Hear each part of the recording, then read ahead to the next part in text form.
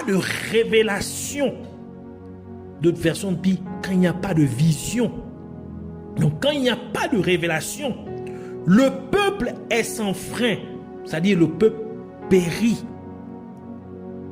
Heureux s'ils observent la loi, donc s'ils obéissent au commandement. Et pour ça, c'est la révélation de la parole de Dieu qui amène le peuple à marcher dans l'obéissance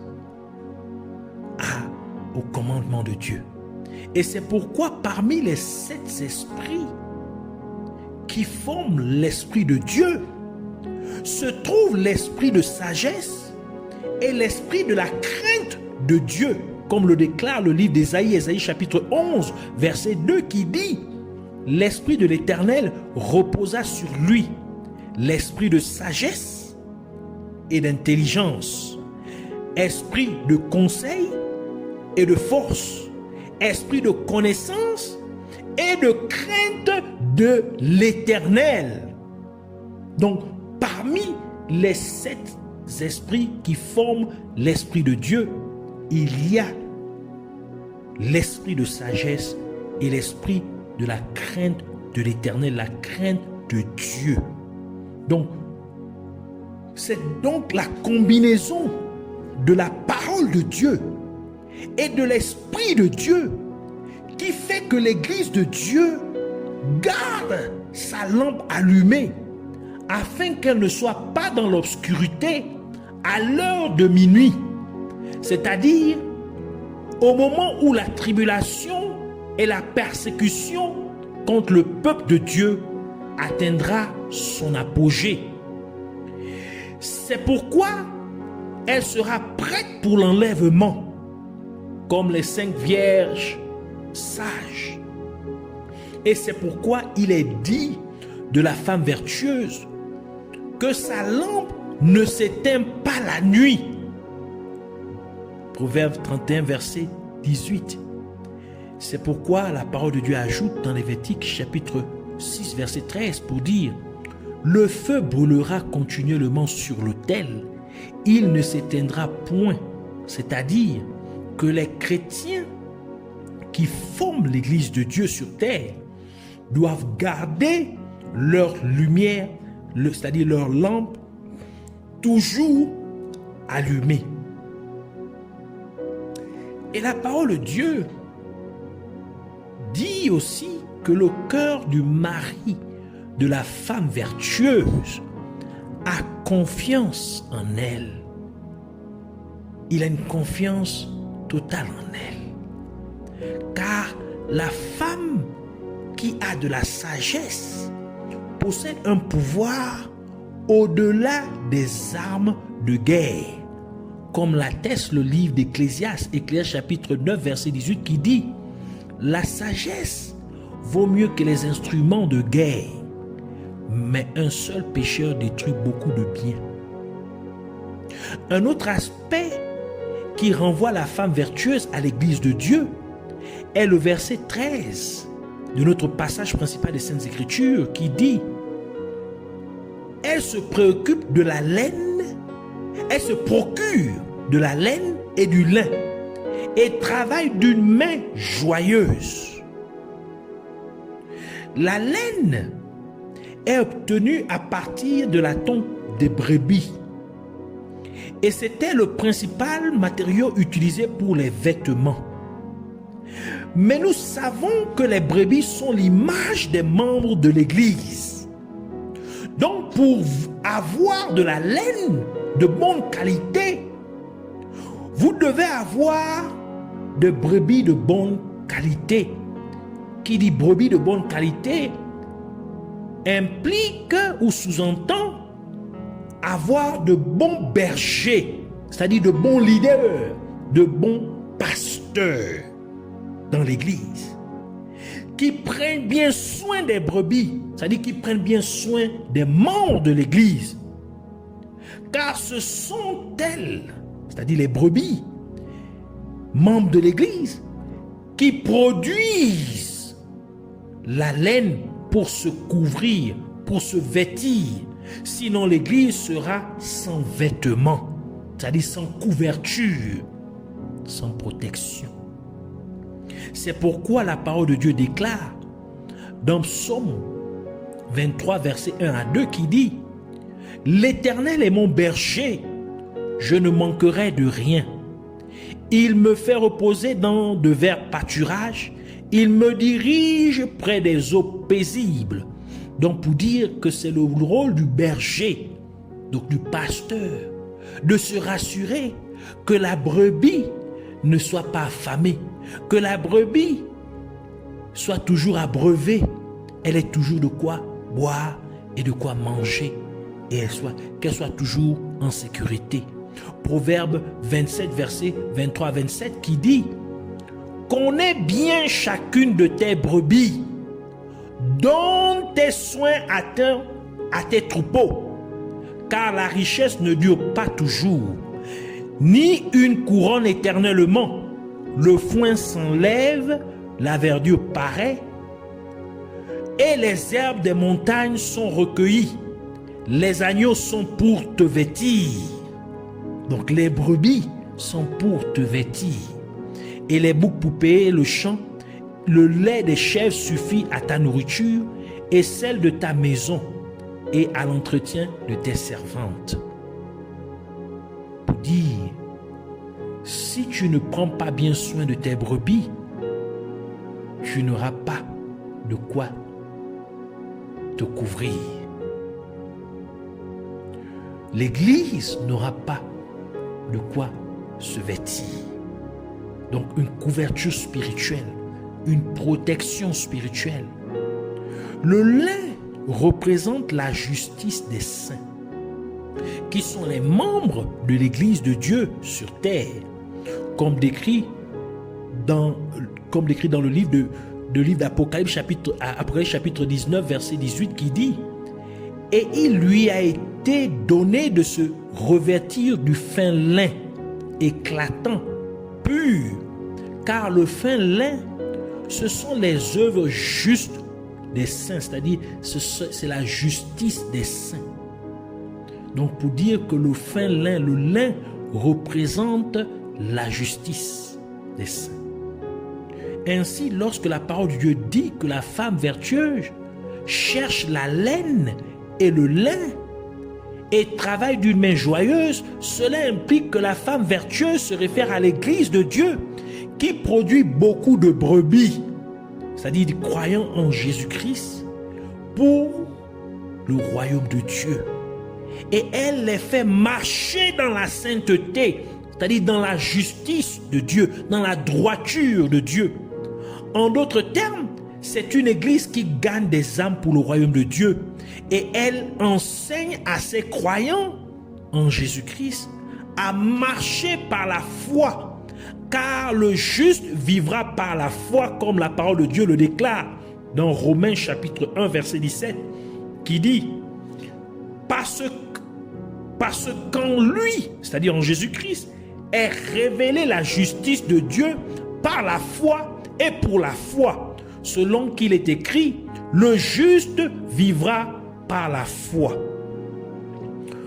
On nous dit aussi de la femme vertueuse, dans Proverbe 31, verset 15, « Elle se lève lorsqu'il est encore nuit, et elle donne la nourriture à sa maison et la tâche à ses servantes. » La nuit fait référence au temps où la méchanceté ou le mal abonde.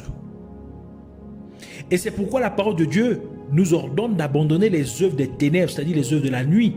Romains chapitre 13, verset 12, qui dit « La nuit est avancée, le jour approche. Dépouillons-nous donc des œuvres des ténèbres et revêtons les armes de la lumière. » D'où le fait que la femme vertueuse se réveille pendant qu'il fait encore nuit pour nourrir sa maison.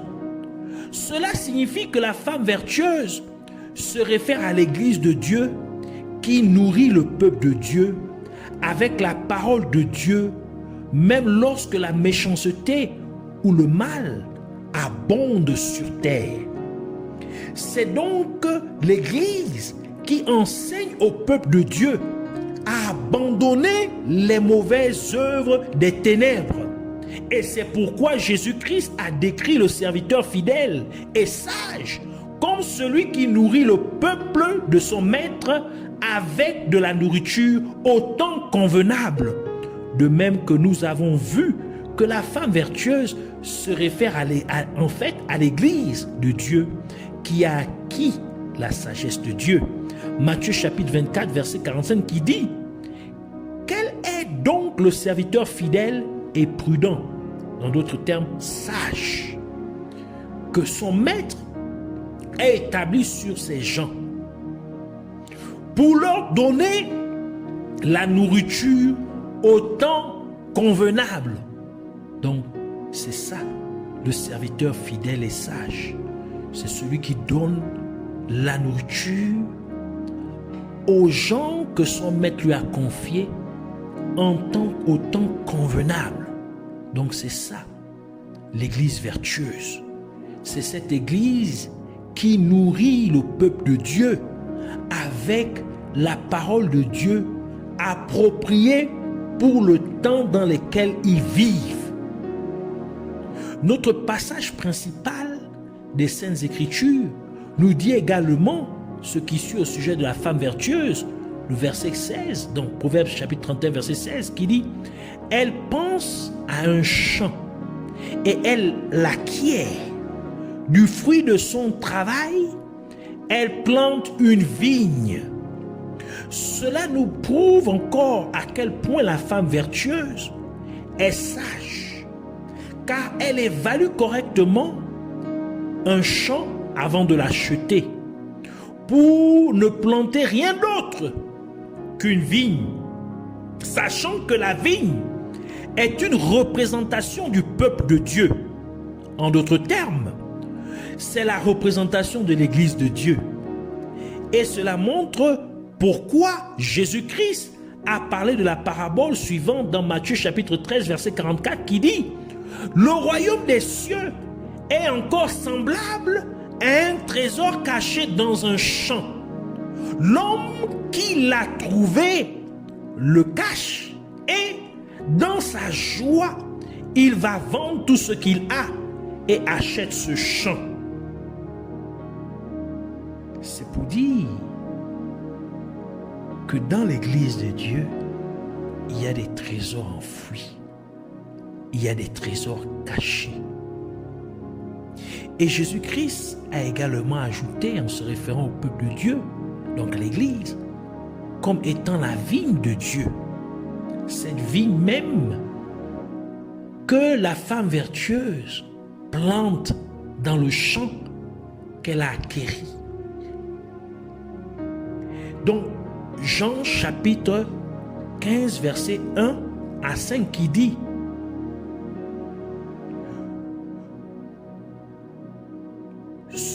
il dit,